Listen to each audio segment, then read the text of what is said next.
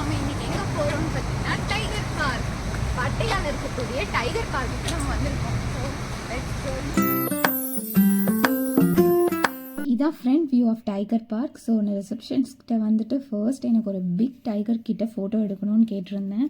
But வந்து medium R small tiger தான் உங்களுக்கு கொடுக்க முடியும்னு சொல்லிட்டாங்க. அது ஏன் நீங்களே கேளுங்க. ขอร้องเราจะพีซบิ๊กไทเกอร์แท็กเลยพีซตัวนี้ก็เปิดได้แค่สมอลเล็กก็ไปก็ได้แล้วอ่ะஹைட் கம்மியாக இருக்கேனாமா செக் பண்ணிவிட்டு இந்த ஹைட்டுக்கு பிக் டைகருக்கு ரே மாதிரி அதுக்கு சாப்பாடு மாதிரி தெரியவன்னு சொல்லிட்டாங்க. ஈவன் சுரேஷுமே மேரேஜ் ஆயிடுச்சுன்னு சொல்லியும் கூட ஹைட்டை பார்த்து ரிஜெக்ட் பண்ணிட்டாங்க.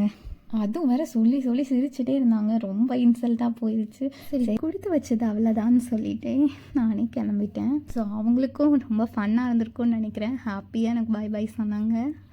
ஸோ இப்போ தான் டைகர் பார்க்க நான் உள்ளே போயிட்டு இருக்கேன்.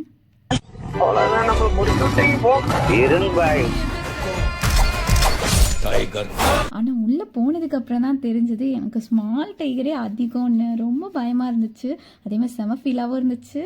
ஸோ இவன் என்னை விட ஹைட்டாக இருப்பான் போல. போக நல்லா தான் இருக்குது. கிட்ட போய் எடுக்கலான்னு பார்த்தா அதுக்குள்ளே ஒரு சம்பவம் பண்ணுற மாதிரி அங்கே இருக்க கைடு குச்சை வச்சு மிரட்டும். ஒரு திரும்ப வச்சு பாருங்க, பயந்தே போயிட்டேன். அவ்வளோதான். அதோட பார்வையே சரியில்லை. இன்னும் லைட்டாக மட்டும் டச் பண்ணிக்கிட்டேன்.